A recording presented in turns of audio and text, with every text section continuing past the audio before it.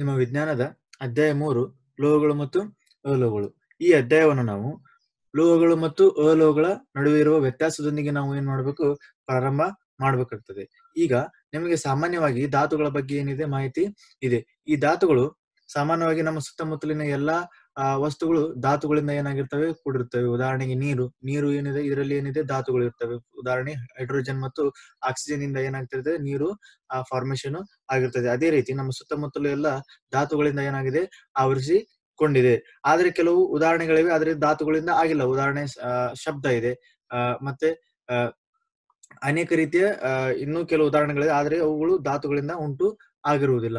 ಈಗ ಧಾತುಗಳಿಂದ ಉಂಟಾದಂತ ಒಟ್ಟು ಈ ಇದರಲ್ಲಿ ಲೋಹಗಳು ಮತ್ತು ಅಲೋಹಗಳು ಏನಾಗಿರ್ತವೆ, ಒಳಗೊಂಡಿರ್ತದೆ. ಧಾತುಗಳಲ್ಲಿ ಎರಡು ವಿಧ, ಅದು ಒಂದು ಲೋಹ ಮತ್ತು ಇನ್ನೊಂದು ಅಲೋಹ. ಈಗ ನಾವು ಏನ್ ಮಾಡ್ಬೇಕಾಗ್ತದೆ, ಇದರ ವ್ಯತ್ಯಾಸಗಳನ್ನ ನಾವೇನ್ ಮಾಡ್ಬೇಕಾಗ್ತದೆ, ಮೊದಲು ನೋಡ್ಬೇಕಾಗ್ತದೆ. ಈಗ ನಾವೇನ್ ಮಾಡೋಣ, ಒನ್ ಬೈ ಒನ್ ಏನ್ ಮಾಡೋಣ, ವ್ಯತ್ಯಾಸಗಳನ್ನ ನಾವೇನ್ ಮಾಡ್ಕೊಂತ ಹೋಗೋಣ, ಕಲಿಯುತ್ತಾ ಹೋಗೋಣ. ಈಗ ಮೊದಲನೇ ವ್ಯತ್ಯಾಸ, ಲೋಹಗಳು ಮತ್ತು ಅಲೋಹಗಳಲ್ಲಿ ವ್ಯತ್ಯಾಸ ಏನಂದ್ರೆ, ಈಗ ನಿಮಗೆ ಧಾತುಗಳಲ್ಲಿ ಸಾಮಾನ್ಯವಾಗಿ ಏನಿರ್ತವೆ, ಎಲೆಕ್ಟ್ರಾನ್ಗಳು ಇರ್ತವೆ. ಧಾತುಗಳಲ್ಲಿ ಸಾಮಾನ್ಯವಾಗಿ ಏನಿರ್ತಾವೆ, ಎಲೆಕ್ಟ್ರಾನ್ಗಳು ಇರ್ತವೆ. ಆದ್ರೆ ಅದರಲ್ಲಿ ಕೆಲವೊಂದಿಷ್ಟು ಧಾತುಗಳಿಗೆ ಏನಿರ್ತವೆ, ವೇಲೆನ್ಸ್ ಎಲೆಕ್ಟ್ರಾನ್ಗಳು ಇರ್ತವೆ. ಕೆಲವು ಧಾತುಗಳಲ್ಲಿ ಏನಿರ್ತವೆ, ವೇಲೆನ್ಸ್ ಎಲೆಕ್ಟ್ರಾನ್ಗಳು ಇರ್ತವೆ. ವೇಲೆನ್ಸ್ ಎಲೆಕ್ಟ್ರಾನ್ ಏನಂದ್ರೆ, ಯಾವುದೇ ಧಾತುನಲ್ಲಿ ಕೊನೆಯ ಕಕ್ಷೆಯಲ್ಲಿರುವ ಎಲೆಕ್ಟ್ರಾನ್ಗಳ ಸಂಖ್ಯೆಗೆ ನಾವೇನಂತೀವಿ, ವೇಲೆನ್ಸ್ ಎಲೆಕ್ಟ್ರಾನ್ಗಳೆಂದು ಕರಿತೇವೆ. ಇದು ನೀವು 9ನೇ ತರಗತಿಯಲ್ಲಿ ನೀವೇನ್ ಮಾಡ್ರಿ, ಈಗಾಗಲೇ ಕಲ್ತಿರ್ತೀರಾ. ಹಾಗಾದ್ರೆ ಈ ಲೋಹಗಳು ಮತ್ತು ಅಲೋಹಗಳಲ್ಲಿ ವ್ಯತ್ಯಾಸದಲ್ಲಿ ನಮ್ಗೆ ಏನಾಗ್ತದೆ, ವೇಲೆನ್ಸ್ ಎಲೆಕ್ಟ್ರಾನ್ ಒಂದು ಇಂಪಾರ್ಟೆಂಟ್ ಕಾನ್ಸೆಪ್ಟ್ ಆಗಿ ಬರ್ತದೆ. ಇಲ್ಲಿ ಈ ಲೋಹಗಳಲ್ಲಿ ಸಾಮಾನ್ಯವಾಗಿ ವೇಲೆನ್ಸ್ ಎಲೆಕ್ಟ್ರಾನ್ಗಳು ಒಂದು ಇರ್ತದೆ, ಅಥವಾ ಎರಡು ಅಥವಾ ಮೂರು. ಲೋಹಗಳಲ್ಲಿ ಸಾಮಾನ್ಯವಾಗಿ ಒಂದು ಅಥವಾ ಎರಡು ಅಥವಾ ಮೂರು ವೇಲೆನ್ಸ್ ಎಲೆಕ್ಟ್ರಾನ್ಗಳು ಇರುತ್ತವೆ. ವೇಲೆನ್ಸ್ ಎಲೆಕ್ಟ್ರಾನ್ಗಳು ಇರುತ್ತದೆ.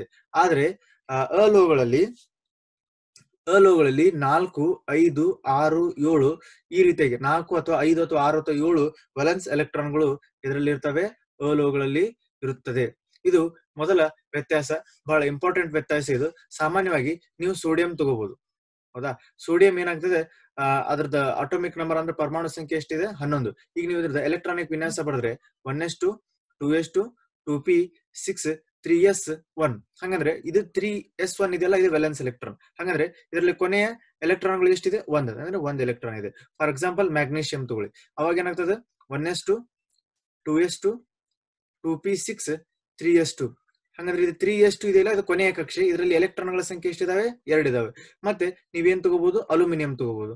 ಈಗ 1s2 2s2 2p6 3s3 ನೋಡ್ರಿ, ಇದರ ಅಟೋಮಿಕ್ ನಂಬರ್ ಅಂದ್ರೆ ಪರಮಾಣು ಸಂಖ್ಯೆ 12, ಇದ್ರ ಪರಮಾಣು ಸಂಖ್ಯೆ 13. ಹಂಗಂದ್ರೆ ಇಲ್ಲಿ ನೀವು ನೋಡ್ರಿ, ಇದು ಕೊನೆಯ ಕಕ್ಷೆ ಇದು. ಹಂಗಂದ್ರೆ ಇದ್ರ ವೇಲೆನ್ಸ್ ಎಲೆಕ್ಟ್ರಾನ್ಗಳು ಎಷ್ಟಿದಾವೆ, 3 ಅದಾವೆ. ಹಾಗಾದ್ರೆ ಲೋಹಗಳಲ್ಲಿ ವೇಲೆನ್ಸ್ ಎಲೆಕ್ಟ್ರಾನ್ 1 ಇರ್ಬೋದು, 2 ಇರ್ಬೋದು, ಅಥವಾ 3 ಇರ್ಬೋದು. ಇದು ಈ ರೀತಿಯ 1 ಅಥವಾ 2 ಅಥವಾ 3 ಅಥವಾ ವೇಲೆನ್ಸ್ ಎಲೆಕ್ಟ್ರಾನ್ಗಳನ್ನು ಹೊಂದಿರುವ ಧಾತುಗಳಿಗೆ ಲೋಹಗಳೆಂದು ಕರೆಯುತ್ತೇವೆ. ಈಗ ಅಲೋಹಗಳಿಗೆ ಬಂದ್ರೆ ಅದರಲ್ಲಿ ವೇಲೆನ್ಸ್ ಎಲೆಕ್ಟ್ರಾನ್ಗಳು 4 ಅಥವಾ 5 ಅಥವಾ 6 ಅಥವಾ 7 ವೇಲೆನ್ಸ್ ಎಲೆಕ್ಟ್ರಾನ್ಗಳು ಇದರಲ್ಲಿ ಇರುತ್ತದೆ. ಉದಾಹರಣೆ ಆಕ್ಸಿಜನ್. ಈಗ ಆಕ್ಸಿಜನ್ ಪರಮಾಣು ಸಂಖ್ಯೆ ಎಷ್ಟು, 8. ಇದ್ರದ್ದು ಎಲೆಕ್ಟ್ರಾನಿಕ್ ವಿನ್ಯಾಸ ಬರೆದ್ರೆ ನೀವು 1s2 2s2 2p4 ಆಗ್ತದೆ. ಹಾಗಾದ್ರೆ ಕೊನೆಯ ಕಕ್ಷೆ ಯಾವುದು, 2. ಹಾಗಾದ್ರೆ ಇದರಲ್ಲಿ ಎಲೆಕ್ಟ್ರಾನ್ಗಳ ಸಂಖ್ಯೆ ಎಷ್ಟಿದಾವೆ, 6 ಇದಾವೆ. ಈಗ ಉದಾಹರಣೆ ಅದೇ ರೀತಿ ನಾವೇನ್ ಮಾಡೋಣ, ಸಲ್ಫರ್ ತಗೋಣ. ಈಗ ಸಲ್ಫರ್ ನಲ್ಲಿ ಈಗ ಏನಾಗ್ತದೆ, ಅದ್ರದ್ದು ಅಟೋಮಿಕ್ ನಂಬರ್ ಏನಿದೆ, 16 ಇದೆ. ಹಾಗಾದ್ರೆ ಇದ್ರದ್ದು ನಾವು ಎಲೆಕ್ಟ್ರಾನಿಕ್ ವಿನ್ಯಾಸ ಬರೆದ್ರೆ 1s2 2s2 2p6 3s2 1s2 2s2 2p6 3s2. ಹಾಗಾದ್ರೆ ಎಷ್ಟಾದ್ರಲ್ಲಿ 2 4 10 12 3s2 ಏನಾಗ್ತದೆ, 3p2 ಆಗ್ತದೆ. ಹಂಗಂದ್ರೆ ಕೊನೆಯ ಕಕ್ಷೆ ಯಾವ್ದಾಗ್ತದೆ, ಇದಾಗ್ತದೆ. ಇದರಲ್ಲಿ ಎಲೆಕ್ಟ್ರಾನ್ಗಳು ಎಷ್ಟಿದಾವೆ, 4 ವೇಲೆನ್ಸ್ ಎಲೆಕ್ಟ್ರಾನ್ಗಳು ಇದರಲ್ಲಿ ಇದಾವೆ. ಈ ರೀತಿಯಾಗಿ ನಮ್ಗೆ ಏನಾಗ್ತದೆ, ವೇಲೆನ್ಸ್ ಎಲೆಕ್ಟ್ರಾನ್ಗಳನ್ನು ನಾವೇನ್ ಮಾಡ್ಬೋದು, ಕಂಡುಹಿಡಿಬಹುದು. ನಂತರ ಈಗ ಸಾಮಾನ್ಯವಾಗಿ ಮತ್ತೆ ನಾವು ಬೇರೆ ಎಕ್ಸಾಂಪಲ್ಸ್ ಅನ್ನ ತಗೊಂಡ್ರೆ, ಈಗ ಯಾವ್ದು ಬರ್ತದೆ ಅಂದ್ರೆ, ಅಲೋಹಗಳಿಗೆ ಸಿಲಿಕಾನ್ ಬರ್ತದೆ. ಸಿಲಿಕಾನ್ ಅದರ ಅಟೋಮಿಕ್ ನಂಬರ್ ಎಷ್ಟು, 14. 1s2 2s2 2p6 3s2 3p 2 4 10 12 3p2 ಆಗ್ತದೆ. ಹಾಗಂದ್ರೆ ಇಲ್ಲಿ ಕೊನೆಯ ಎಲೆಕ್ಟ್ರಾನ್ಗಳು ಎಷ್ಟಾಗ್ತವೆ, ಇಲ್ಲಿ 2 ಆಗ್ತದೆ. ಅಂದ್ರೆ ಸಲ್ಫರ್ ಎಷ್ಟು, 16, 2 4 10 10 12 12 ಅಂದ್ರೆ ಎಷ್ಟು? ಇನ್ನು 4 3p4 ಅದ. ಈಗ ನೋಡ್ರಿ ಇಲ್ಲಿ 4 2 ಇಲ್ಲಿ 6 ಎಲೆಕ್ಟ್ರಾನ್ಗಳು ಇದಾವೆ ಸಲ್ಫರ್ ನಲ್ಲಿ. ಸಿಲಿಕಾನ್ ನಲ್ಲಿ 4 ಎಲೆಕ್ಟ್ರಾನ್ಗಳು ಏನಾಗ್ತವೆ? ವೇಲೆನ್ಸ್ ಎಲೆಕ್ಟ್ರಾನ್ಗಳು ಏನಾಗ್ತದೆ? ಸಿಗ್ತದೆ. ಇದು ಲೋಹ ಮತ್ತು ಅಲೋಹದ ಮೊದಲನೇ ವ್ಯತ್ಯಾಸ. ವೇಲೆನ್ಸ್ ಇದು ಲೋಹಗಳಲ್ಲಿ 1 2 ಅಥವಾ 3 ವೇಲೆನ್ಸ್ ಎಲೆಕ್ಟ್ರಾನ್ಗಳು ಇರುತ್ತದೆ. ಅಲೋಹಗಳಲ್ಲಿ 4 5 6 7 ವೇಲೆನ್ಸ್ ಎಲೆಕ್ಟ್ರಾನ್ಗಳು ಇರುತ್ತದೆ. ಉದಾಹರಣೆ ಲೋಹಗಳಿಗೆ ಉದಾಹರಣೆ ಯಾವುದಿದೆ? Sodium, magnesium, aluminium. ಅಲೋಹಗಳಿಗೆ ಆಕ್ಸಿಜನ್, ಸಲ್ಫರ್ ಮತ್ತು ಸಿಲಿಕಾನ್ ಇವುಗಳು ಅಲೋಹಗಳಿಗೆ ಉದಾಹರಣೆ ಆಗಿದೆ. ನಂತರ ನಾವು ಎರಡನೇ ವ್ಯತ್ಯಾಸವನ್ನು ನೋಡಬೇಕಾಗುತ್ತದೆ. ಎರಡನೇ ವ್ಯತ್ಯಾಸ ಏನ್ ಹೇಳ್ತದೆ ಅಂದ್ರೆ ಅವುಗಳ ಸ್ಥಿತಿ, ಭೌತ ಸ್ಥಿತಿ. ಹಾಗಂದ್ರೆ ಲೋಹಗಳು ಯಾವ ಸ್ಥಿತಿಯಲ್ಲಿ ಇರ್ತದೆ? ಅಲೋಹಗಳು ಯಾವ ಸ್ಥಿತಿಯಲ್ಲಿ ಇರ್ತದೆ? ಸಾಮಾನ್ಯವಾಗಿ ನಿಮಗೆ ಲೋಹಗಳು ಇದು ಏನಿದು? ಇದು ಅರಮ್ ಅಂದ್ರೆ ಬಂಗಾರ. ನೋಡ್ರಿ, ಇದು ಏನಿದು? ಕಬ್ಬಿಣ. ಮತ್ತೆ ಇವು ಸಾಮಾನ್ಯವಾಗಿ ಲೋಹಗಳು, ಇದು ಲೋಹಕ್ಕೆ ಉದಾಹರಣೆ, ಇದು ಲೋಹಕ್ಕೆ ಉದಾಹರಣೆ. ಈ ಎರಡೂ ಲೋಹಗಳು ಯಾವ ಸ್ಥಿತಿಯಲ್ಲಿದೆ? ಘನ ಸ್ಥಿತಿಯಲ್ಲಿದೆ.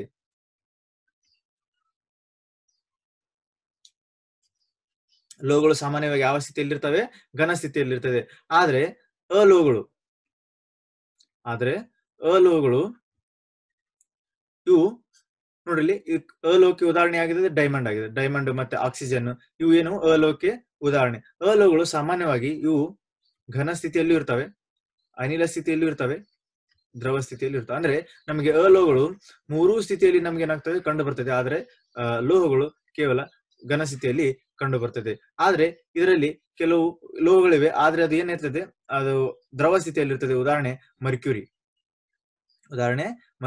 ಇದು ಲೋಹ ಆಗಿದೆ, ಆದ್ರೂ ಇದು ಏನಾಗ್ತದೆ? ಇದು ಯಾವ ಸ್ಥಿತಿಯಲ್ಲಿದೆ? ದ್ರವ ಸ್ಥಿತಿಯಲ್ಲಿದೆ. ಅಂದ್ರೆ ಸಾಮಾನ್ಯವಾಗಿ ಲೋಹಗಳು ಘನ ಸ್ಥಿತಿಯಲ್ಲಿ ಇರ್ತಾವೆ, ಆದ್ರೆ ಇದರಲ್ಲಿ ಸ್ವಲ್ಪ ಎಕ್ಸೆಪ್ಷನ್ಸ್ ಬರ್ತವೆ. ಅವು ಏನು? ಅದು ಮರ್ಕ್ಯೂರಿ. ಅಂದ್ರೆ ಇದಕ್ಕೆ ಪಾದರಸ ಅಂತ ಕರಿತೀವಿ. ಪಾದರಸ ಏನು?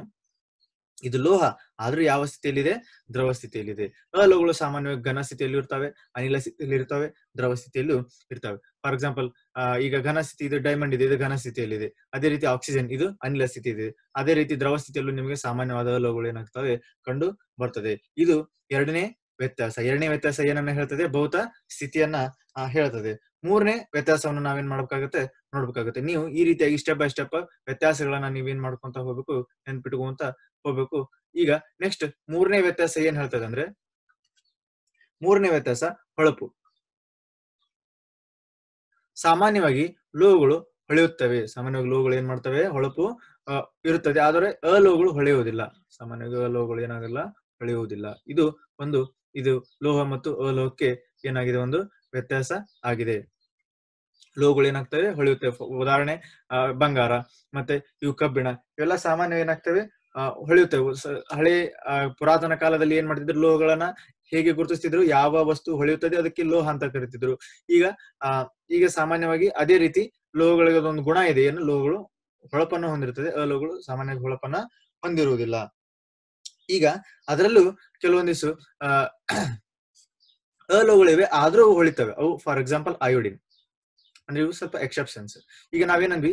ಅಲೋಹಗಳು ಏನಾಗಂಗಿಲ್ಲ? ಹೊಳೆಯುವುದಿಲ್ಲ.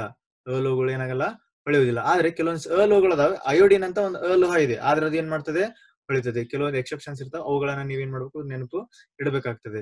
ನೆಕ್ಸ್ಟ್ ನಾಲ್ಕನೇ ವ್ಯತ್ಯಾಸ ಏನ್ ಹೇಳ್ತದೆ ಅಂದ್ರೆ, ಈಗ ಅದರ ಲೋಹಗಳು ಸಾಮಾನ್ಯವಾಗಿ ಒರಟುತನವನ್ನ ಹೊಂದಿರುತ್ತದೆ. ಲೋಹಗಳು ಸಾಮಾನ್ಯವಾಗಿ ಏನನ್ನ ಹೊಂದಿರುತ್ತದೆ? ಒರಟುತನವನ್ನ ಹೊಂದಿರುತ್ತದೆ. ಆದ್ರೆ ಅಲೋಹಗಳು ಮೆದುವಾಗಿರ್ತದೆ, ಅವು ಅಷ್ಟು ಒರಟು ಇರುವುದಿಲ್ಲ. ಈಗ ಇದರಲ್ಲಿ ಎಕ್ಸೆಪ್ಷನ್ಸ್ ಇದೆ.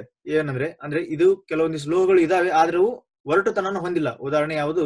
Sodium and potassium. ಸೋಡಿಯಂ ಒಂದು ಪೊಟ್ಯಾಷಿಯಂ ಇದೊಂದು ಲೋಹಗಳಾಗಿದ್ದು ಇವು ಒರಟು ಇರುವುದಿಲ್ಲ. ಇದು ಸಾಮಾನ್ಯವಾಗಿ ನಾವೇನ್ ಮಾಡಬಹುದು? ಇದನ್ನ ನಾವೇನ್ ಮಾಡಬಹುದು? ಕತ್ತರಿಸಬಹುದು.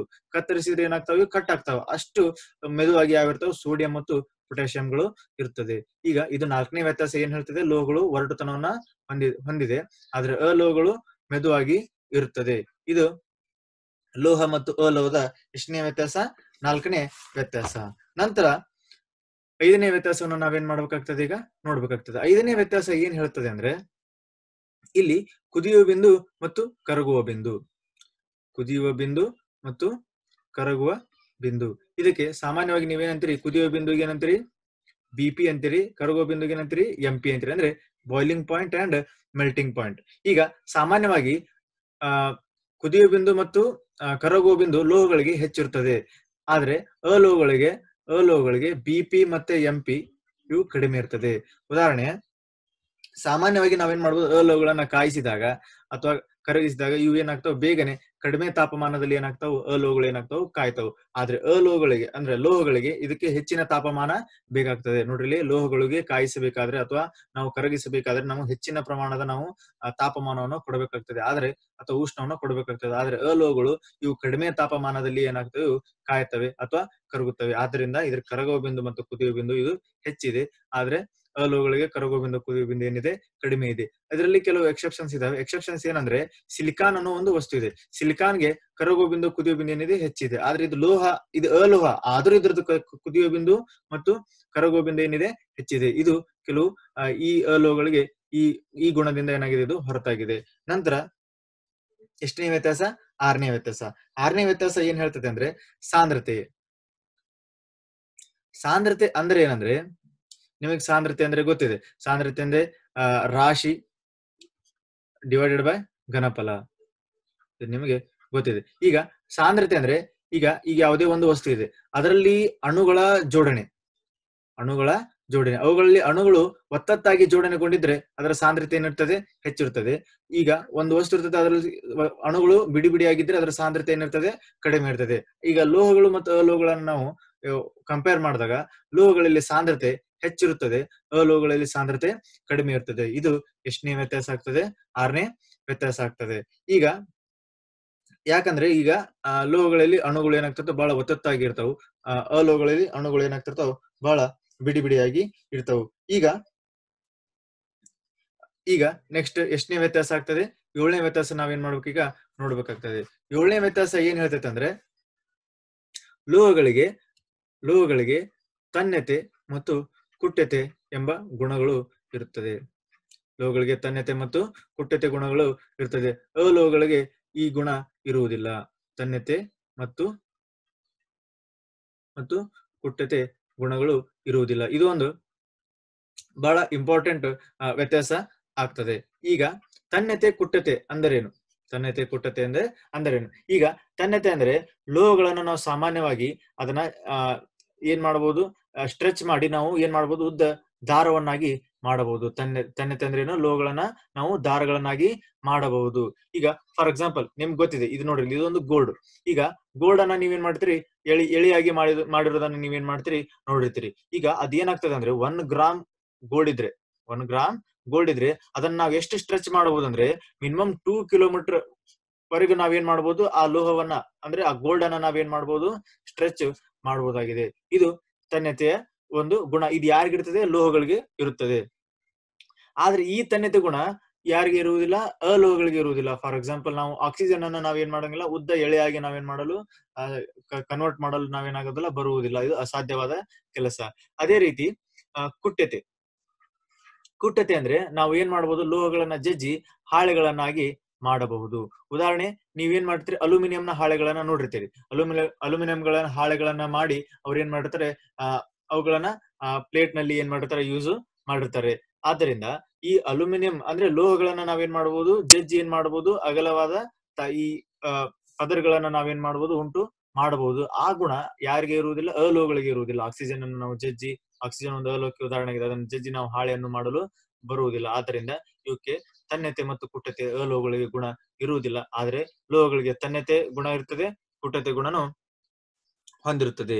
ಈಗ ಉದಾಹರಣೆ, ಈಗ ತನ್ಯತೆ ಮತ್ತು ಕುಟ್ಯತೆ ಇರ್ಲಾರ್ದಂತ ಕೆಲವು ಲೋಹಗಳು ಇದಾವೆ, ಎಕ್ಸೆಪ್ಷನ್ಸ್ ಅಂತ. ಅವು ಹೊರತುಪಡಿಸಿ, ಈ ಗುಣವನ್ನು ಹೊರತುಪಡಿಸಿ ಯಾವ ಇದಾವೆ ಅಂದ್ರೆ, ಒಂದು ಮರ್ಕ್ಯೂರಿ, ಇನ್ನೊಂದು ಜಿಂಕ್. ಈ ಮರ್ಕ್ಯೂರಿ ಅಂದ್ರೆ ಪಾದರಸ, ಜಿಂಕ್ ಅಂದ್ರೆ ಸತು. ಈ ಎರಡೂ ಲೋಹಗಳನ್ನ, ಇದು ಲೋಹಗಳಾದ್ರೂ ಇದಕ್ಕೆ ಯಾವ ಗುಣ ಇರುವುದಿಲ್ಲ, ತನ್ಯತೆ ಮತ್ತು ಕುಟ್ಯತೆ ಗುಣ ಇರುವುದಿಲ್ಲ. ಸಾಮಾನ್ಯವಾಗಿ ಯಾವುದೇ ಲೋಹಗಳಿಗೆ ಆ ಗುಣ, ತನ್ಯತೆ ಕುಟ್ಯತೆ ಗುಣ ಇರುವುದೇ ಇಲ್ಲ. ನಂತರ ಬರುವುದು 8ನೇ ವ್ಯತ್ಯಾಸ. ಈಗ 7ನೇ ವ್ಯತ್ಯಾಸ ಮುಗಿದಿದೆ ನಿಮ್ದು. ಈಗ 8ನೇ ವ್ಯತ್ಯಾಸ ಏನ್ ಹೇಳ್ತೈತೆ ಅಂದ್ರೆ, ಈಗ ಲೋಹಗಳು ಸಾಮಾನ್ಯವಾಗಿ ಉಷ್ಣವನ್ನ ಮತ್ತೆ ವಿದ್ಯುತ್ತನ್ನ ಏನ್ ಮಾಡ್ತಾವೆ, ಸಂಚರಿಸಲು ಬಿಡುತ್ತದೆ. ಸಾಮಾನ್ಯವಾಗಿ ಲೋಹಗಳು ಏನ್ ಮಾಡ್ತೇವೆ, ಉಷ್ಣವನ್ನ ಮತ್ತು ವಿದ್ಯುತ್ತನ್ನ ಸಂಚರಿಸಲು ಬಿಡುತ್ತವೆ. ಆದ್ರೆ ಅಲೋಹಗಳ ಮುಖಾಂತರ ಏನಾಗುವುದಿಲ್ಲ, ಉಷ್ಣ ಮತ್ತು ವಿದ್ಯುತ್ ಏನಾಗುವುದಿಲ್ಲ, ಸಂಚರಿಸುವುದಿಲ್ಲ. ಏಕೆಂದ್ರೆ ಈಗ ಒಂದು ಲೋಹ ಇರ್ತದೆ, ಲೋಹಗಳಲ್ಲಿ ಸಾಮಾನ್ಯವಾಗಿ ಫ್ರೀ ಎಲೆಕ್ಟ್ರಾನ್ಸ್ ಅಂದ್ರೆ ಸ್ವತಂತ್ರ ಎಲೆಕ್ಟ್ರಾನ್ಗಳು ಏನಾಗ್ತಿರ್ತವೆ ಇರ್ತವೆ. ಫಾರ್ ಎಕ್ಸಾಂಪಲ್ ಸೋಡಿಯಂ ಇದೆ, ಸೋಡಿಯಂ ನಲ್ಲಿ ಸ್ವತಂತ್ರ ಒಂದು ಎಲೆಕ್ಟ್ರಾನ್ ಇರ್ತದೆ, ಇದ್ರ ವೇಲೆನ್ಸ್ ಎಲೆಕ್ಟ್ರಾನ್ ಒಂದಲ್ಲ, ಒಂದು ಸ್ವತಂತ್ರ ಎಲೆಕ್ಟ್ರಾನ್ ಇರ್ತದೆ. ಮ್ಯಾಗ್ನೀಷಿಯಂ ಅದರಲ್ಲಿ 2 ಎಲೆಕ್ಟ್ರಾನ್ಗಳು ಫ್ರೀ ಇರ್ತವೆ. ಆ ಫ್ರೀ ಎಲೆಕ್ಟ್ರಾನ್ಗಳು ಅಂದ್ರೆ ಸ್ವತಂತ್ರ ಎಲೆಕ್ಟ್ರಾನ್ಗಳು ಈ ಲೋಹದ ಮೇಲ್ಮೈಯಲ್ಲಿ ಏನಿರ್ತವೆ ಉಪಸ್ಥಿತವಾಗಿರ್ತವೆ. ಅಂದ್ರೆ ಇದಕ್ಕೆ ಯಾವುದೇ ರೀತಿಯ ಬಂಧನಗಳು ಇರುವುದಿಲ್ಲ. ಈಗ ಒಂದು ವೇಳೆ ಇದಕ್ಕೆ ಏನಾದ್ರೂ ನಾವು ಉಷ್ಣವನ್ನು ಕೊಟ್ಟರೆ ಆ ಉಷ್ಣ ಏನ್ ಮಾಡ್ತದೆ, ಆ ಉಷ್ಣವನ್ನ ಆ ಎಲೆಕ್ಟ್ರಾನ್ಗಳು ಏನ್ ಮಾಡ್ತೇವೆ, ಸರಬರಾಜು ಮಾಡ್ತೇವೆ. ಒಂದು ವೇಳೆ ನಾವು ವಿದ್ಯುತ್ ಅನ್ನ ಅದಕ್ಕೆ ಸರಬರಾಜು ಮಾಡಿದ್ರೆ ವಿದ್ಯುತ್ ಅನ್ನು ಏನ್ ಮಾಡ್ತದೆ, ಅದು ಒಂದು ತುದಿಯಿಂದ ಇನ್ನೊಂದು ತುದಿಗೆ ಏನ್ ಮಾಡ್ತದೆ, ವಿದ್ಯುತ್ ಅನ್ನ ಯಾರು ಲೋಹಗಳು ಏನ್ ಮಾಡ್ತಾರೆ, ಹಾಯಿಸ್ತಾರೆ. ಆದ್ರೆ ಅಲೋಹಗಳಲ್ಲಿ ಸಾಮಾನ್ಯವಾಗಿ ನಮ್ಗೆ ಏನ್ ಸಿಗುವುದಿಲ್ಲ, ಸ್ವತಂತ್ರ ಎಲೆಕ್ಟ್ರಾನ್ಗಳು ಸಿಗುವುದಿಲ್ಲ, ಎಲ್ಲಾ ಎಲೆಕ್ಟ್ರಾನ್ಗಳು ಬಂಧಿತವಾಗಿರ್ತವೆ. ಆದ್ರಿಂದ ಇದರಲ್ಲಿ ಉಷ್ಣನು ಏನಾಗುವುದಿಲ್ಲ, ಸಂಚರಿಸುವುದಿಲ್ಲ, ಮತ್ತು ವಿದ್ಯುತ್ ಕೂಡ ಏನಾಗುವುದಿಲ್ಲ, ಸಂಚರಿಸುವುದಿಲ್ಲ. ಆದ್ರೆ ಈಗ ಅಲೋಹಗಳಲ್ಲಿ ಕೆಲವು ಹೊರತುಪಡಿಸಿರುವಂತಹ ಲೋಹಗಳು ಇರ್ತವೆ, ಆದ್ರೆ ಅವುಗಳು ವಿದ್ಯುತ್ ಅನ್ನು ಏನ್ ಮಾಡ್ತಾವೆ, ಸರಬರಾಜು ಮಾಡ್ತೇವೆ. ಉದಾಹರಣೆ ಗ್ರಾಫೈಟ್. ಈ ಗ್ರಾಫೈಟ್ ಏನಾಗಿದೆ ಅಲೋಹ ಆಗಿದೆ, ಆದ್ರೂ ಏನ್ ಮಾಡ್ತದೆ, ಇದು ವಿದ್ಯುತ್ ಅನ್ನ ಸರಬರಾಜು ಮಾಡ್ತದೆ. ಈಗ ಮತ್ತೆ ಉಷ್ಣ ಮತ್ತು ವಿದ್ಯುತ್ ಅನ್ನ ಒಂದು ಲೋಹ ಆದ್ರೂ ಅದು ಏನ್ ಮಾಡುವುದಿಲ್ಲ, ಸರಬರಾಜು ಮಾಡುವುದಿಲ್ಲ. ಫಾರ್ ಎಕ್ಸಾಂಪಲ್ ಅದು ಟಂಗ್ಸ್ಟನ್ ಆಗಿದೆ. ಟಂಗ್ಸ್ಟನ್ ಇದೊಂದು ಏನಾಗಿದೆ, ಲೋಹ, ಆದ್ರೂ ಏನ್ ಮಾಡುವುದಿಲ್ಲ, ಇದು ವಿದ್ಯುತ್ ಅನ್ನ ತನ್ನ ಮೂಲಕ ಏನ್ ಮಾಡುವುದಿಲ್ಲ, ಸರಬರಾಜು ಮಾಡುವುದಿಲ್ಲ. ಯಾಕಂದ್ರೆ ಇದು ಲೋಹ ಆದ್ರೂ ತನ್ನ ಮೂಲಕ ವಿದ್ಯುತ್ ಅನ್ನ ಇದು ಸರಬರಾಜು ಮಾಡುವುದಿಲ್ಲ. ಈ ರೀತಿಯಾಗಿ ಕೆಲವೊಂದು ಹೊರತುಪಡಿಸಿದಂತ ಲೋಹಗಳು ಇದಾವೆ, ಅಲೋಹಗಳು ಇದಾವೆ. ನಂತರ ಬರುವುದು 9ನೇ ವ್ಯತ್ಯಾಸ. 9ನೇ ವ್ಯತ್ಯಾಸ ನಿಮಗೆ ಏನ್ ಹೇಳ್ತದೆ ಅಂದ್ರೆ ಅಯಾನುಗಳು. ಈಗ ಸಾಮಾನ್ಯವಾಗಿ ಲೋಹಗಳು ಧನ ಅಯಾನನ್ನ ಏನ್ ಮಾಡ್ತವೆ, ಉಂಟು ಮಾಡ್ತವೆ. ಅಲೋಹಗಳು ಏನ್ ಮಾಡ್ತವೆ, ಋಣ ಅಯಾನನ್ನು ಉಂಟು ಮಾಡ್ತವೆ. ನಿಮಗೆ ಇದರ ಬಗ್ಗೆ ಮಾಹಿತಿ ಇದೆ. For example sodium, magnesium, aluminium ಇವೆಲ್ಲ ಧನ ಅಯಾನನ್ನು ಉಂಟು ಮಾಡ್ತವೆ, +1, +2, +3. ಅಲೋಹಗಳು ಸಾಮಾನ್ಯವಾಗಿ ಮೈನಸ್ ಅಂದ್ರೆ ಋಣ ಅಯಾನನ್ನು ಉಂಟು ಮಾಡ್ತವೆ. ಆಕ್ಸಿಜನ್, ಸಲ್ಫರ್ ಈ ರೀತಿಯ ಅಲೋಹಗಳು ಇದು -2 ಈ ರೀತಿಯ ಅಲೋಹಗಳು ಏನ್ ಮಾಡ್ತವೆ, ಋಣ ಅಯಾನನ್ನು ಏನ್ ಮಾಡ್ತವೆ, ಉಂಟು ಮಾಡ್ತವೆ. ನೆಕ್ಸ್ಟ್ ಮುಂದಿನ 10ನೇ ವ್ಯತ್ಯಾಸ ಏನ್ ಹೇಳ್ತೈತೆ ಅಂದ್ರೆ ಇವು ಸಾಮಾನ್ಯವಾಗಿ ಇದು ಲೋಹಗಳು ಎಲೆಕ್ಟ್ರಾನ್ ಅನ್ನ ದಾನ ಮಾಡ್ತವೆ, ಅಲೋಹಗಳು ಎಲೆಕ್ಟ್ರಾನ್ ಅನ್ನ ಸ್ವೀಕಾರ ಮಾಡ್ತವೆ. ಇದು ಎಷ್ಟನೇ ವ್ಯತ್ಯಾಸ, 10ನೇ ವ್ಯತ್ಯಾಸ. ಲೋಹಗಳು ಎಲೆಕ್ಟ್ರಾನ್ ಅನ್ನ ಏನ್ ಮಾಡ್ತವೆ, ದಾನ ಮಾಡ್ತವೆ, ಅಲೋಹಗಳು ಎಲೆಕ್ಟ್ರಾನ್ ಅನ್ನ ಸ್ವೀಕಾರ ಮಾಡ್ತವೆ. ಲೋಹಗಳು ತಮ್ಮಲ್ಲಿರುವ ಫ್ರೀ ಎಲೆಕ್ಟ್ರಾನ್ಸ್ ಅನ್ನ ಏನ್ ಮಾಡ್ತಾವೆ, ಈಗ ಒಂದು ಎಕ್ಸಾಂಪಲ್ಸ್ ತಗೋಣ. ಸೋಡಿಯಂ, ಈಗ ಸೋಡಿಯಂ 11. ಈಗ ಇದ್ರದ್ದು ಎಲೆಕ್ಟ್ರಾನಿಕ್ ವಿನ್ಯಾಸ ಬರೆದ್ರೆ 1s2 2s2 2p 6 3s1. ಕೊನೆಯ ಕಕ್ಷೆಯಲ್ಲಿರುವ ಎಲೆಕ್ಟ್ರಾನ್ಗಳು ಒಂದೇ ಇದೆ. ಈಗ ಅದೇ ರೀತಿ ಆಕ್ಸಿಜನ್ ತಗೋಣ. 1s2 2s2 2p 1s2 2s2 2p6 2p6 ಬರಂಗಿಲ್ಲ, 2p4 ಬರ್ತದೆ. 2 2 4 4 4 8 ಆಗ್ತದೆ. ಇದರ ಅಟೋಮಿಕ್ ನಂಬರ್ 8 ಆಗ್ತದೆ. ಈಗ ಏನ್ ಮಾಡ್ಬೇಕಂದ್ರೆ, ಈಗ ಇದರಲ್ಲಿ ಇದು ಪೂರ್ಣ ಕಕ್ಷೆ ತುಂಬಲು ಇದಕ್ಕೇನಾಗ್ತದೆ, ಒಂದು ಎಕ್ಸ್ಟ್ರಾ ಏನಾಗಿರ್ತದೆ, ಇದಕ್ಕೆ ಒಂದು ಎಲೆಕ್ಟ್ರಾನ್ ಸಿಕ್ಕಿರ್ತದೆ, ಅದಕ್ಕೆ ಇದು ಏನ್ ಮಾಡ್ತದೆ, ದಾನ ಮಾಡ್ತದೆ. ಆದ್ರೆ ಇದು ಫುಲ್ ಕಕ್ಷೆ ಆಗ್ಬೇಕಂದ್ರೆ ಇದಕ್ಕೆ ಇನ್ನೂ 2 ಎಲೆಕ್ಟ್ರಾನ್ ಬೇಕಾಗ್ತದೆ, 2p6 ಆಗ್ಬೇಕಾಗ್ತದೆ. ಅಂದ್ರೆ ಇಲ್ಲಿ 2p6 ಇದೆ, ಅಲ್ಲಿ ಎಕ್ಸ್ಟ್ರಾ ಏನಾಗಿದೆ 3s1 ಇದೆ. ಆದ್ರಲ್ಲಿ 2p6 ಆಗ್ಬೇಕಂದ್ರೆ ಇದಕ್ಕೆ ಎಕ್ಸ್ಟ್ರಾ ಎಷ್ಟು ಬೇಕು, 2 ಎಲೆಕ್ಟ್ರಾನ್ ಬೇಕು. ಆದ್ದರಿಂದ ಈ ಆಕ್ಸಿಜನ್ ಏನ್ ಮಾಡ್ತದೆ, ಎಲೆಕ್ಟ್ರಾನ್ ಅನ್ನ ಸ್ವೀಕಾರ ಮಾಡ್ತದೆ, ಇದು ಏನ್ ಮಾಡ್ತದೆ, ದಾನ ಮಾಡ್ತದೆ. ಸೋಡಿಯಂ ದಾನ ಮಾಡ್ತದೆ, ಆಕ್ಸಿಜನ್ ಏನ್ ಮಾಡ್ತದೆ, ಸ್ವೀಕಾರ ಮಾಡ್ತದೆ. ಆದ್ರೆ ಸಾಮಾನ್ಯವಾಗಿ ಎಲ್ಲಾ ಲೋಹಗಳು ಎಲೆಕ್ಟ್ರಾನ್ ಅನ್ನ ದಾನ ಮಾಡ್ತವೆ, ಅಲೋಹಗಳು ಏನ್ ಮಾಡ್ತವೆ, ಸ್ವೀಕಾರ ಮಾಡ್ತವೆ. ಇದು 10ನೇ ವ್ಯತ್ಯಾಸವಾಗಿದೆ. ನಂತರ ಬರುವುದು 11ನೇ ವ್ಯತ್ಯಾಸ. 11ನೇ ವ್ಯತ್ಯಾಸ ನಿಮಗೆ ಏನ್ ಹೇಳ್ತದೆ ಅಂದ್ರೆ ಲೋಹದ ಆಕ್ಸೈಡ್ಗಳು. ಇಲ್ಲಿ ಲೋಹದ ಆಕ್ಸೈಡ್ಗಳು ಬರ್ತವೆ, ನಂತರ ಅಲೋಹದ ಆಕ್ಸೈಡ್ ಬರ್ತವೆ. ಲೋಹದ ಆಕ್ಸೈಡ್ಗೆ ಸಾಮಾನ್ಯವಾಗಿ ಎಕ್ಸಾಂಪಲ್ ಯಾವ ಬರ್ತಾವ ಅಂದ್ರೆ ಮ್ಯಾಗ್ನೀಷಿಯಂ ಆಕ್ಸೈಡ್. ಮ್ಯಾಗ್ನೀಷಿಯಂ ಲೋಹ, ಅದ್ರ ಆಕ್ಸಿಜನ್ ಸೇರಿಸಿದ್ರೆ ಏನಾಗ್ತದೆ, ಮ್ಯಾಗ್ನೀಷಿಯಂ ಆಕ್ಸೈಡ್. ಮತ್ತೆ ಅಲ್ಯೂಮಿನಿಯಂ ಆಕ್ಸೈಡ್ Al2O3. ನಂತರ ಕ್ಯಾಲ್ಸಿಯಂ ಆಕ್ಸೈಡ್, ನಂತರ ಫೆರಮ್ ಆಕ್ಸೈಡ್. ಇವೇನು ಲೋಹದ ಆಕ್ಸೈಡ್ಗಳು. ಮತ್ತೆ ಅಲೋಹದ ಆಕ್ಸೈಡ್ಗಳಿಗೆ ಉದಾಹರಣೆ ನಾವು ತೆಗೆದುಕೊಂಡ್ರೆ ಅದ್ರಾಗ ಯಾವ್ದು ಬರ್ತದೆ, ಕಾರ್ಬನ್ ಡೈಆಕ್ಸೈಡ್, ಸಲ್ಫರ್ ಡೈಆಕ್ಸೈಡ್. ಇವೆಲ್ಲ ಕಾರ್ಬನ್ ಏನಿದೆ ಅಲೋಹ, ಸಲ್ಫರ್ ಏನಿದೆ ಅಲೋಹ. ಇವುಗಳ ಆಕ್ಸೈಡ್ಗಳು ಕಾರ್ಬನ್ ಡೈಆಕ್ಸೈಡ್ ಮತ್ತು ಸಲ್ಫರ್ ಡೈಆಕ್ಸೈಡ್ಗಳು. ಈಗ ಈ ಲೋಹದ ಆಕ್ಸೈಡ್ಗಳು ಮತ್ತು ಅಲೋಹದ ಆಕ್ಸೈಡ್ಗಳಿಗೆ ವ್ಯತ್ಯಾಸ ಏನಿದೆ ಅಂದ್ರೆ, ಇದು ಲೋಹದ ಆಕ್ಸೈಡ್ಗಳು ಸಾಮಾನ್ಯವಾಗಿ ಪ್ರತ್ಯಾಮ್ಲೀಯ ಗುಣವನ್ನು ಹೊಂದಿರುತ್ತದೆ. ಲೋಹದ ಆಕ್ಸೈಡ್ಗಳು ಯಾವ ಗುಣವನ್ನು ಹೊಂದಿರುತ್ತದೆ, ಪ್ರತ್ಯಾಮ್ಲೀಯ ಗುಣ. ಪ್ರತ್ಯಾಮ್ಲೀಯ ಗುಣ ಅಂದ್ರೆ ಏನು, pH ಸ್ಕೇಲ್ ಅಲ್ಲಿ ಅದರ ವ್ಯಾಲ್ಯೂ ಏನಿರ್ತದೆ, 7 ಏನಿರ್ತದೆ ಅದು ಜಾಸ್ತಿ ಇರ್ತದೆ, ಅಂದ್ರೆ ಅದು ಪ್ರತ್ಯಾಮ್ಲೀಯ ಇರ್ತದೆ. ಈಗ ಅಲೋಹದ ಆಕ್ಸೈಡ್ಗಳು ಸಾಮಾನ್ಯವಾಗಿ ಆಮ್ಲೀಯವಿರ್ತದೆ. ಇದು ಇಂಪಾರ್ಟೆಂಟ್ ವ್ಯತ್ಯಾಸ ಆಗಿದೆ. 11ನೇ ವ್ಯತ್ಯಾಸ ಏನಿರ್ತದೆ, ಲೋಹದ ಆಕ್ಸೈಡ್ಗಳು ಮತ್ತು ಅಲೋಹದ ಆಕ್ಸೈಡ್ಗಳು. ಲೋಹದ ಆಕ್ಸೈಡ್ಗಳು ಪ್ರತ್ಯಾಮ್ಲೀಯ ಗುಣ ಹೊಂದಿರ್ತದೆ, ಅಲೋಹದ ಆಕ್ಸೈಡ್ಗಳು ಆಮ್ಲೀಯ ಗುಣವನ್ನ ಹೊಂದಿರ್ತದೆ. ಈ ಕೆಲವು ಲೋಹದ ಆಕ್ಸೈಡ್ಗಳು ಇರ್ತಾವ, ಕೆಲವೊಂದು ಲೋಹದ ಆಕ್ಸೈಡ್ಗಳು ಇರ್ತಾವ. ಫಾರ್ ಎಕ್ಸಾಂಪಲ್ Al2O3, ಇದರಲ್ಲಿ ಇದು ಬರಂಗಿಲ್ಲ. Al2O3 ಇದು ಒಂದು ಲೋಹದ ಆಕ್ಸೈಡ್ ಇದೆ. ಇದು ಆಮ್ಲೀಯ ಗುಣವನ್ನು ಹೊಂದಿದೆ, ಪ್ರತ್ಯಾಮ್ಲೀಯ ಗುಣವನ್ನು ಹೊಂದಿದೆ. ಅಂದ್ರೆ ಪ್ರತ್ಯಾಮ್ಲೀಯ ಗುಣವನ್ನು ಹೊಂದಿದೆ, ಆಮ್ಲೀಯ ಗುಣವನ್ನು ಹೊಂದಿದೆ. ಇಂಥ ಆಕ್ಸೈಡ್ಗಳಿಗೆ ಆಂಫೋಟರಿಕ್ ಆಕ್ಸೈಡ್ಗಳೆಂದು ಕರೆಯುತ್ತಾರೆ. ಇದು ನಿಮ್ ಮುಂದೆ ಇದು 1 ಮಾರ್ಕ್ಸ್ ಏನ್ ಮಾಡ್ತಾರೆ, ಇದು ಇಂಪಾರ್ಟೆಂಟ್ ಕ್ವಶನ್ ಆಗಿದೆ. ಆಂಫೋಟರಿಕ್ ಆಕ್ಸೈಡ್ ಅಂದ್ರೆ ಯಾವ ಆಕ್ಸೈಡ್ಗಳು ಪ್ರತ್ಯಾಮ್ಲೀಯ ಗುಣವನ್ನು ಹೊಂದಿದ್ದು ಮತ್ತೆ ಆಮ್ಲೀಯ ಗುಣವನ್ನು ಹೊಂದಿರ್ತದೆ ಅಂತ ಆಕ್ಸೈಡ್ಗಳಿಗೆ ಆಂಫೋಟರಿಕ್ ಆಕ್ಸೈಡ್ಗಳೆಂದು ಕರೆಯುತ್ತೇವೆ. ಲೋಹದ ಆಕ್ಸೈಡ್ಗಳು ಪ್ರತ್ಯಾಮ್ಲೀಯ ಗುಣ, ಅಲೋಹದ ಆಕ್ಸೈಡ್ಗಳು ಆಮ್ಲೀಯ ಗುಣ. ಆದ್ರೆ ಎರಡೂ ಗುಣವನ್ನು ಹೊಂದಿರುವ ಲೋಹದ ಆಕ್ಸೈಡ್ಗಳಿಗೆ ಆಂಫೋಟರಿಕ್ ಆಕ್ಸೈಡ್ಗಳೆಂದು ನಾವೇನ್ ಮಾಡ್ತೇವೆ, ಸಾಮಾನ್ಯವಾಗಿ ಕರೆಯುತ್ತೇವೆ. ಈ ರೀತಿಯಾಗಿ ನಮ್ಗೆ ಏನ್ ಮಾಡ್ಬೇಕು, ನಾವು ಈ ರೀತಿಯಾಗಿ 11 ವ್ಯತ್ಯಾಸ, ಇನ್ನೂ ಹೆಚ್ಚಿನ ವ್ಯತ್ಯಾಸಗಳಿದಾವೆ. ಆದ್ರೆ ನಿಮ್ಗೆ ಬಹಳ ಇಂಪಾರ್ಟೆಂಟ್ ಈ 11 ವ್ಯತ್ಯಾಸಗಳನ್ನು ನೀವು ಲೋಹ ಮತ್ತು ಅಲೋಹಗಳ ಮೇಲೆ ನೀವೇನ್ ಮಾಡ್ಬೇಕು, ನೆನಪು ಇಡಬೇಕಾಗ್ತದೆ. ನಂತರ ಬರುವಂತ ಕಾನ್ಸೆಪ್ಟ್ ಯಾವ್ದಿದೆ ಅಂದ್ರೆ ಲೋಹದ ಗುಣಗಳು. ಲೋಹದ ಗುಣಗಳಂದ್ರೆ ಈಗ ನೀವೇನ್ ಮಾಡಿದ್ರಲ್ಲ, ಈಗ ಅದರಲ್ಲಿ ನಾ ವ್ಯತ್ಯಾಸದಲ್ಲಿ ನಾ ಏನ ಲಿಸ್ಟ್ ಮಾಡಿದ್ನಲ್ಲ, ಈ ಒಂದು ಲೋಹದ ವೇಲೆನ್ಸ್ ಎಲೆಕ್ಟ್ರಾನ್ಗಳು 1, 2, 3, ಅದೇ ರೀತಿ ನಾ ಹೇಳಿದ್ನಲ್ಲ ಸಾಂದ್ರತೆ ಹೆಚ್ಚಿರುತ್ತದೆ. ಇವೇ ಲೋಹಗಳ ಗುಣಗಳನ್ನು ನೀವೇನ್ ಮಾಡ್ಬೇಕು, ಈ ಲಿಸ್ಟ್ ಮಾಡಿ ನೀವೇನ್ ಮಾಡ್ಬೇಕು, ಇಲ್ಲಿ ಬರಿಬೇಕಾಗ್ತದೆ. ಉದಾಹರಣೆ ನಾವು ಬರೆಯುವುದಾದ್ರೆ ಲೋಹದ ವೇಲೆನ್ಸ್ ಎಲೆಕ್ಟ್ರಾನ್ಗಳು ಎಷ್ಟಿದೆ, 1, 2, 3 ವೇಲೆನ್ಸ್ ಎಲೆಕ್ಟ್ರಾನ್ಗಳನ್ನ ಹೊಂದಿರ್ತದೆ.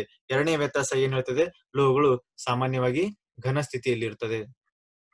ಮತ್ತೆ ಮೂರನೇ ವ್ಯತ್ಯಾಸ, ಲೋಹಗಳು ಒರಟಾಗಿರುತ್ತದೆ. ಮತ್ತೆ ನಾಲ್ಕನೇದು, ಲೋಹಗಳು ಏನ್ ಮಾಡ್ತವೆ, ಹೊಳೆಯುತ್ತದೆ, ಹೊಳಪನ್ನ ಹೊಂದಿರ್ತದೆ. ಐದನೇ ವ್ಯತ್ಯಾಸ ಏನ್ ಹೇಳ್ತದೆ, ಐದನೇ ವ್ಯತ್ಯಾಸ ಎಂಪಿ ಮತ್ತು ಬಿಪಿಗಳು ಹೆಚ್ಚಿನದಾಗಿರ್ತದೆ. ಅಂದ್ರೆ ಕರಗುವ ಬಿಂದು ಮತ್ತು ಕುದಿಯ ಬಿಂದು, ಹೆಚ್ಚಿನ ಕರಗುವ ಬಿಂದು ಮತ್ತು ಕುದಿಯ ಬಿಂದುವನ್ನ ಹೊಂದಿರ್ತದೆ. ನಂತರ ಹೆಚ್ಚಿನ ಸಾಂದ್ರತೆಯನ್ನ ಹೊಂದಿರ್ತದೆ. ಸಾಂದ್ರತೆ ಅಂದ್ರೆ ಅಣುಗಳು ಒತ್ತೊತ್ತಾಗಿರುವುದು. ನಂತರ ಮುಂದಿನ ಲೋಹದ ಗುಣಗಳು ಯಾವುದಿದೆ, ಇದಕ್ಕೆ ತನ್ಯತೆ ಮತ್ತು ಕುಟ್ಟತೆ ಗುಣವನ್ನು ಹೊಂದಿದೆ.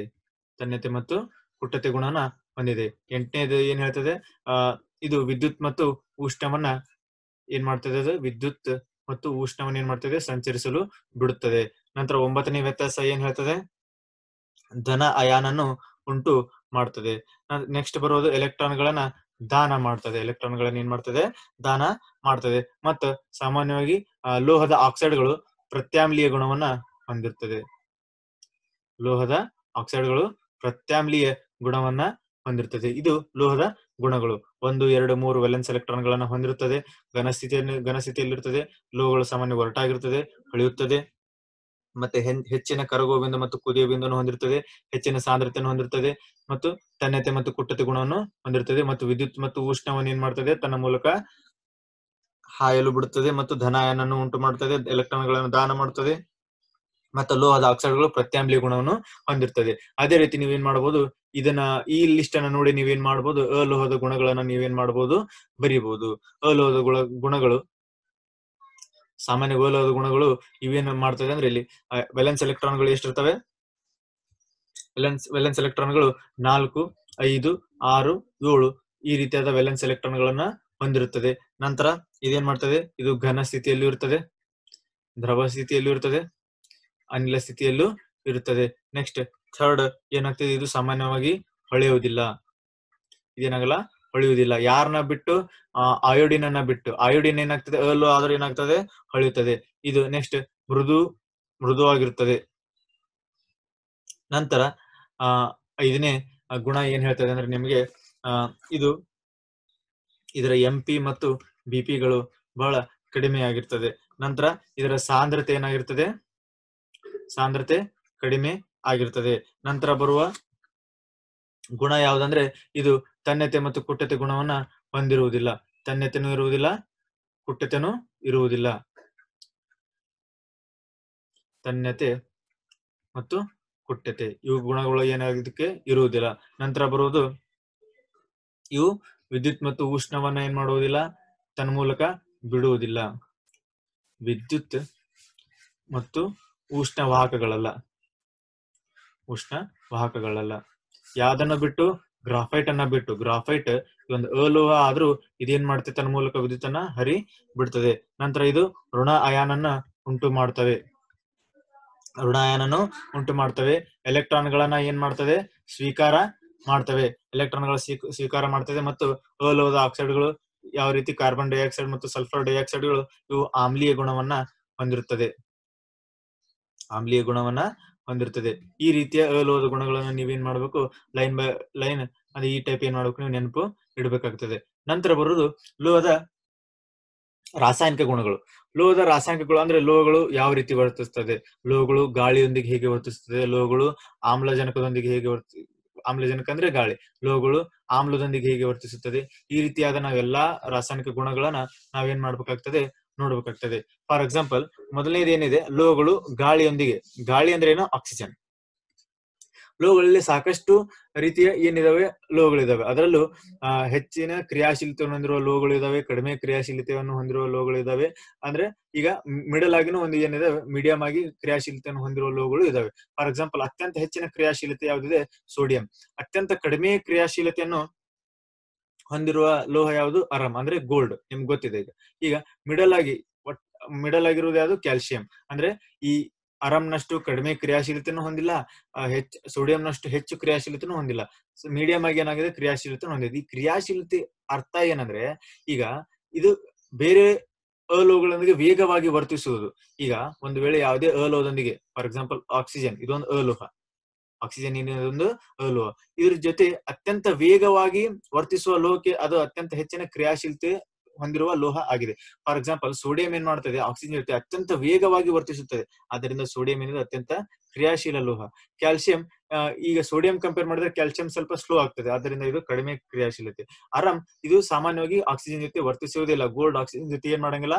ವರ್ತಿಸಂಗಿಲ್ಲ. ಆದ್ದರಿಂದ ಇದು ಕ್ರಿಯಾಶೀಲತೆ ಇಲ್ಲದ ಇದೇನಾಗಿದೆ? ಒಂದು ಲೋಹ ಆಗಿ ಎಕ್ಸಾಂಪಲ್ ಆಗಿದೆ. ಈಗ ನಾವು ಮೊದಲು ಏನ್ ಮಾಡ್ಬೇಕು? ಅತ್ಯಂತ ಕ್ರಿಯಾಶೀಲ ಲೋಹ ಯಾವ್ದೇನ್ ಮಾಡ್ಬೇಕು? ಸೋಡಿಯಂ ಅನ್ನ ತಗೋಬೇಕು ನಾವು.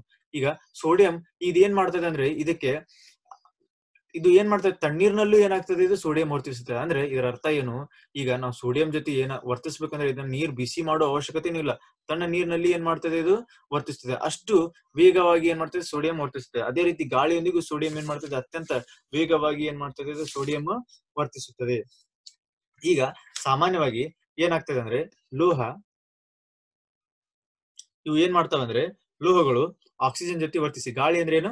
ಆಕ್ಸಿಜನ್. ಆಕ್ಸಿಜನ್ ಜೊತೆ ವರ್ತಿಸಿ ಆಯಾ ಲೋಹದ ಆಕ್ಸೈಡ್ ಗಳನ್ನ ಏನ್ ಮಾಡ್ತವೆ? ಕೊಡ್ತವೆ. ಲೋಹದ ಆಕ್ಸೈಡ್ ಗಳನ್ನ ನಾವೇನ್ ಮಾಡ್ತೇವೆ? ಕೊಡ್ತೇವೆ. ಈಗ ಉದಾಹರಣೆ ನಾವು ಯಾವ ತಗೋಬೇಕಂದ್ರೆ, ಈಗ ನಾವೇನ್ ಮಾಡೋಣ? ಕಾಪರ್ ತಗೋಣ, ಮತ್ತೆ ಅಲ್ಯೂಮಿನಿಯಂ. ನಾವ್ ಇದೇ ಎಕ್ಸಾಂಪಲ್ ಯಾಕೆ ತಗೊಂತೇವೆ ಅಂದ್ರೆ, ಇಲ್ಲಿ ನಮಗೆ ನಾವು ಟೆಕ್ಸ್ಟ್ ಬುಕ್ ನಲ್ಲಿ ಯಾವ ಕೊಟ್ಟಿದ್ದಾರೆ ನಾವು ಇಲ್ಲಿ ತಗೊಂತೇವೆ. ನಿಮಗೆ ಇದರಲ್ಲಿ ನಾವು ನೆಕ್ಸ್ಟ್ ಇನ್ನೂ ಒಂದು ಇದು ಬ್ಯಾಚ್ ನಲ್ಲಿ ನಾವೇನ್ ಮಾಡ್ತೇವೆ? ಈಗ ಇನ್ ಹೆಚ್ಚಿನ ಲೋಹಗಳನ್ನ ನಾವು ಕೇವಲ ಬರೀ ಎಕ್ಸಾಂಪಲ್ಸ್ ಅಷ್ಟೇ ನಿಮ್ಗೆ ಕೊಟ್ಟು ಏನ್ ಮಾಡ್ತೀವಿ? ಸಾಲ್ವ್ ಮಾಡ್ತೀವಿ. ಇಲ್ಲಿ ಟೆಕ್ಸ್ಟ್ ಬುಕ್ ಆಗಿರುವಂತ ಎಕ್ಸಾಂಪಲ್ಸ್ ಅನ್ನ ನಾವೇನ್ ಮಾಡ್ತೀವಿ? ಬಿಡಿಸ್ತೀವಿ. ಕಾಪರ್ ಅಂದ್ರೆ ತಾಮ್ರ, ಅಲ್ಯೂಮಿನಿಯಂ ಅಂದ್ರೆ ಇದು ನಿಮ್ಗೆ ಅಲ್ಯೂಮಿನಿಯಂ ಗೊತ್ತಿದೆ. ಈಗ ಇವುಗಳನ್ನ ನಾವೇನ್ ಮಾಡ್ಬೇಕು? ಆಕ್ಸಿಜನ್ ಜೊತೆ ಏನ್ ಮಾಡ್ಬೇಕು? ವರ್ತಿಸ್ಬೇಕು. ಈಗ ಇದು ಆಕ್ಸಿಜನ್ ಜೊತೆ ವರ್ತಿಸುತ್ತೆ, ಇದು ಏನ್ ಮಾಡುತ್ತೆ? ಆಕ್ಸಿಜನ್ ಜೊತೆ ವರ್ತಿಸುತ್ತಿದೆ. ಈಗ ಕಾಪರ್ ಆಕ್ಸಿಜನ್ ಜೊತೆ ವರ್ತಿಸಿ ಕಾಪರ್ ಆಕ್ಸೈಡ್ ಕೊಡ್ಬೇಕು. ಅಲ್ಯೂಮಿನಿಯಂ ಆಕ್ಸಿಜನ್ ಜೊತೆ ವರ್ತಿಸಿ ಏನ್ ಕೊಡ್ಬೇಕು? ಅಲ್ಯೂಮಿನಿಯಂ ಆಕ್ಸೈಡ್ ಕೊಡ್ಬೇಕು. ಇವು ಹೇಗ್ ಕೊಡ್ತಾವಂದ್ರೆ, ಫಾರ್ ಎಕ್ಸಾಂಪಲ್ ಈಗ ನೋಡ್ರಿ, ಕಾಪರ್ ಇದೆ, ಕಾಪರ್ ಅದು ಇದ್ರದ್ದು +2, ಆಕ್ಸಿಜನ್ ಅದು -2. ಕಾಪರ್ 2 ತಗೋಬೇಕು, ಆಕ್ಸಿಜನ್ 2 ತಗೋಬೇಕು. ಅದೇನಾಗ್ತದೆ? CuO ಆಗ್ತದೆ. ಅಂದ್ರೆ Cu2 O2 ಆಗ್ತದೆ, 2 ಕ್ಯಾನ್ಸಲ್ ಆಗಿ CuO ಆಗ್ತದೆ. ಇದು ಕಾಪರ್ ಆಕ್ಸೈಡ್. ಈಗ ನೀವೇನ್ ಮಾಡ್ಬೇಕು? ಬ್ಯಾಲೆನ್ಸ್ ಮಾಡ್ಬೇಕು. ಆಕ್ಸಿಜನ್ ಇದೇ ರೀತಿ ಇರಂಗಿಲ್ಲ, O2 ರೂಪದಲ್ಲಿ ಇರ್ತದೆ. ಈಗ ಇದು ನೀವು ಬ್ಯಾಲೆನ್ಸ್ ಮಾಡ್ಬೇಕು. ಇಲ್ಲಿ 2 ಆಕ್ಸಿಜನ್ ಎಷ್ಟು ಮಾಡ್ಬೇಕು? 2 ಮಾಡ್ಬೇಕು. ಕಾಪರ್ 2 ಅದು, ಕಾಪರ್ ನ ನೀವೇನ್ ಮಾಡ್ಬೇಕು? 2 ಮಾಡ್ಬೇಕು. ಅಲ್ಯೂಮಿನಿಯಂ ಆಕ್ಸಿಜನ್ ಜೊತೆ ವರ್ತಿಸಿ ಹೇಗಾಗ್ತದೆ ಅಂದ್ರೆ, ಅಲ್ಯೂಮಿನಿಯಂ +3, ಆಕ್ಸಿಜನ್ -2, Al2O3. ಇದನ್ನ ನೀವೇನ್ ಮಾಡ್ಬೇಕು? ಬ್ಯಾಲೆನ್ಸ್ ಮಾಡ್ಬೇಕು. ಇಲ್ಲಿ 3 ಇದೆ, ಇಲ್ಲಿ ಬೆಸೈದ್ ಏನ್ ಮಾಡ್ಬೇಕು? ಸಮ ಮಾಡ್ಬೇಕು. 6 ಆಯ್ತು. 2 3 6. ಇಲ್ಲಿ ನೀವೇನ್ ಮಾಡ್ಬೇಕು? 3 ಮಾಡ್ಬೇಕು. ಅಲ್ಲಿ ಅಲ್ಯೂಮಿನಿಯಂ 4 ಆಯ್ತು. ಅಲ್ಯೂಮಿನಿಯಂ ಏನ್ ಮಾಡ್ಬೇಕು? 4Al ಆಗಿ ನೀವು ಬರಿಬೇಕಾಗ್ತದೆ. ಈಗ ನೀವು ಎಕ್ಸ್ಪ್ಲನೇಷನ್ ಹೇಗೆ ಬರಿಬೇಕಂದ್ರೆ ಏನಾಗ್ತದೆ? ಲೋಹಗಳು ಗಾಳಿಯೊಂದಿಗೆ ವರ್ತನೆ. ಈಗ ನಿಮ್ ಕ್ವಶನ್ ಸಂಖ್ಯೆ ತರ ಲೋಹಗಳು ಗಾಳಿಯೊಂದಿಗೆ ಹೇಗೆ ವರ್ತಿಸುತ್ತದೆ ಉದಾಹರಣೆಯೊಂದಿಗೆ ವಿವರಿಸಿ. ನೀವು ನೋಡ್ಕೊ, ಲೋಹಗಳು ಗಾಳಿಯೊಂದಿಗೆ ವರ್ತಿಸಿ ಆಯಾ ಲೋಹದ ಆಕ್ಸೈಡ್ಗಳನ್ನ ನಾವೇನ್ ಮಾಡ್ತೇವೆ ಉತ್ಪನ್ನಗಳಾಗಿ ಕೊಡುತ್ತದೆ. ಉದಾಹರಣೆ, ಕಾಪರ್ ಆಕ್ಸಿಜನ್ ಜೊತೆ ವರ್ತಿಸಿ ಕಾಪರ್ ಆಕ್ಸೈಡ್, ಅಲ್ಯೂಮಿನಿಯಂ ಆಕ್ಸಿಜನ್ ಜೊತೆ ವರ್ತಿಸಿ ಅಲ್ಯೂಮಿನಿಯಂ ಆಕ್ಸೈಡ್ ಸಮೀಕರಣಗಳನ್ನು ಬರೆದು ಅದನ್ನ ಏನ್ ಮಾಡ್ಬೇಕಾಗ್ತದೆ, ನೀವು ಸರಿದೂಗಿಸಬೇಕಾಗ್ತದೆ. ಇಲ್ಲಿ ನಿಮ್ಗೆ ಇನ್ನೊಂದು ಕಾನ್ಸೆಪ್ಟ್ ಏನಿದೆ ಅಂದ್ರೆ ಈಗ ಅಲ್ಯೂಮಿನಿಯಂ ಆಕ್ಸೈಡ್ ಇದೆ. ಈಗ ನಾವ್ ಏನ್ ಹೇಳಿದ್ವಿ ನಿಮ್ಗೆ ವ್ಯತ್ಯಾಸಗಳಲ್ಲಿ ಏನ್ ಮಾಡಿದ್ವಿ, ಲೋಹದ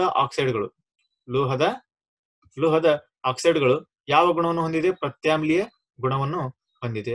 ಅಲೋಹದ ಆಕ್ಸೈಡ್ಗಳು ಆಮ್ಲೀಯ ಗುಣವನ್ನು ಹೊಂದಿದೆ. ಲೋಹದ ಆಕ್ಸೈಡ್ಗಳು ಪ್ರತ್ಯಾಮ್ಲೀಯ ಗುಣ ಹೊಂದಿದೆ, ಅಲೋಹದ ಆಕ್ಸೈಡ್ಗಳು ಆಮ್ಲೀಯ ಗುಣವನ್ನು ಹೊಂದಿದೆ. ಆದ್ರೆ ಇದೊಂದು ಅಲ್ಯೂಮಿನಿಯಂ ಆಕ್ಸೈಡ್ ಇದೆಯಲ್ಲ, ಇದು ಪ್ರತ್ಯಾಮ್ಲೀಯ ಗುಣವನ್ನು ಹೊಂದಿದೆ, ಆಮ್ಲೀಯ ಗುಣವನ್ನು ಹೊಂದಿದೆ. ಆದ್ರಿಂದ ಇದಕ್ಕೆ ಅಲ್ಯೂಮಿನಿಯಂ ಆಕ್ಸೈಡ್ ಅನ್ನ ಆಂಫೋಟರಿಕ್ ಆಕ್ಸೈಡ್ ಎಂದು ಕರೆಯುತ್ತಾರೆ. ಆಂಫೋಟರಿಕ್ ಆಕ್ಸೈಡ್ಸ್ ಎಂದು ಕರೆಯುತ್ತಾರೆ, ಅಥವಾ ಕನ್ನಡದಲ್ಲಿ ಉಭಯಧರ್ಮಿ ಆಕ್ಸೈಡ್ ಎಂದು ನೀವೇನ್ ಮಾಡ್ತಾರ, 1 ಮಾರ್ಕ್ಸ್ಗೆ ಬಹಳ ಇಂಪಾರ್ಟೆಂಟ್ ಕ್ವಶನ್ ಆಗಿದೆ. ಆದ್ರಿಂದ ನೆನ್ಪಿಡ್ಬೇಕು. ಉಭಯಧರ್ಮಿ ಆಕ್ಸೈಡ್ಗಳಿಗೆ ಉದಾಹರಣೆ ಅಲ್ಯೂಮಿನಿಯಂ ಆಕ್ಸೈಡ್. ಈಗ ನಾವೇನ್ ಮಾಡಿದ್ವಿ, ಕಾಪರ್ ಅನ್ನ ಆಕ್ಸಿಜನ್ ಜೊತೆ ವರ್ತಿಸಿದ್ವಿ, ಅಲ್ಯೂಮಿನಿಯಂ ಅನ್ನ ನಾವೇನ್ ಮಾಡಿದ್ವಿ, ಆಕ್ಸಿಜನ್ ಜೊತೆ ಏನ್ ಮಾಡಿದ್ವಿ, ವರ್ತಿಸಿದ್ವಿ. ಈಗ ನಾವು ನೆಕ್ಸ್ಟ್ ರಿಯಾಕ್ಷನ್ ಯಾವ್ದು ಬರ್ತೈತೆ ಅಂದ್ರೆ, ಲೋಹಗಳು ನೀರಿನೊಂದಿಗೆ ವರ್ತಿಸಿದಾಗ, ಇದ್ರ ಜೊತೆ ವರ್ತಿಸಿದಾಗ ನೀರಿನೊಂದಿಗೆ. ಈಗ ಲೋಹಗಳು ಸಾಮಾನ್ಯವಾಗಿ ನೀರಿನೊಂದಿಗೆ ಅಂದ್ರೆ ಈ ಲೋಹಗಳು ನೀರಿನೊಂದಿಗೆ ವರ್ತಿಸಬೇಕಾದ್ರೆ ನಾವು ಮಿನಿಮಮ್ ಲೋಹಗಳಲ್ಲಿ ಡಿಫ್ರೆಂಟ್ ಎಕ್ಸಾಂಪಲ್ಸ್ ಅನ್ನ ನಾವೇನ್ ಮಾಡ್ಬೇಕಾಗ್ತದೆ, ತಗೋಬೇಕಾಗ್ತದೆ. ಅತ್ಯಂತ ಹೆಚ್ಚಿನ ಕ್ರಿಯಾಶೀಲ, ಮಿಡಲ್ ನಲ್ಲಿರುವ ಕ್ರಿಯಾಶೀಲ. ಈಗ ನಾವು ಲಾಸ್ಟ್ ಒಂದು ತಗೊಳಕ್ ಬರಂಗಿಲ್ಲ, ಯಾಕಂದ್ರೆ ಆರಾಮ್ ಗೋಲ್ಡ್ ಏನ್ ಮಾಡಲ್ಲ, ಇದು ರಿಯಾಕ್ಷನ್ ಆಗಂಗಿಲ್ಲ, ರಾಸಾಯನಿಕ ಕ್ರಿಯೆನೇ ಆಗಂಗಿಲ್ಲ, ಅದು ತಗೊಳ್ಳೋ ಅವಶ್ಯಕತೆ ಇರುವುದಿಲ್ಲ. ನಾವು ಫಸ್ಟ್ ಏನ್ ಮಾಡೋಣ, ಲೋಹಗಳು ನೀರಿನೊಂದಿಗೆ ಹೇಗೆ ವರ್ತಿಸುತ್ತದೆ, ಈಗ ನಾವು ಅದನ್ನ ಜನರಲ್ ಫಾರ್ಮ್ ಲೋಹ ಅದೇನಾಗ್ತದೆ, ನೀರಿನೊಂದಿಗೆ ವರ್ತಿಸಿ, ನೀರು ಅದೇನಾಗ್ತದೆ, ಲೋಹದ ಆಕ್ಸೈಡ್ಗಳು ಕೊಡುತ್ತದೆ.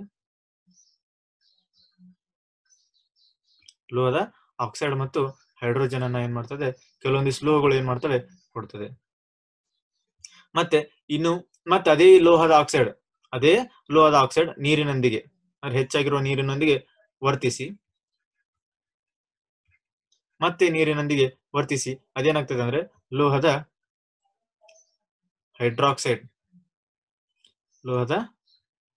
ಹೈಡ್ರಾಕ್ಸೈಡ್ ಅನ್ನ ಏನ್ ಮಾಡ್ತದೆ, ಉತ್ಪನ್ನಗಳಾಗಿ ಕೊಡ್ತದೆ. ಈಗ ನಾವೇನ್ ಮಾಡೋಣ, ಇದ್ರ ಉದಾಹರಣೆಯನ್ನ ನಾವು ಮುಂದಿನ ಭಾಗದಲ್ಲಿ ನಾವೇನ್ ಮಾಡೋಣ, ಇದ್ರ ಉದಾಹರಣೆಯ ಸಮೇತ ನಾವೇನ್ ಮಾಡೋಣ, ಈ ಲೋಹಗಳು ನೀರಿನೊಂದಿಗೆ ಹೇಗೆ ವರ್ತಿಸುತ್ತದೆ ಎಂಬುದನ್ನ ನಾವೇನ್ ಮಾಡೋಣ, ಮುಂದೆ ನೋಡೋಣ. ನಂತರ ಮುಂದೆ ಬರುವ ಕಾನ್ಸೆಪ್ಟ್ ಯಾವಿರ್ತಾವ ಅಂದ್ರೆ, ಈ ಗುಣವನ್ನು ನಾವು ಮುಂದಿನ ಭಾಗದಲ್ಲಿ ನೋಡಬೇಕು.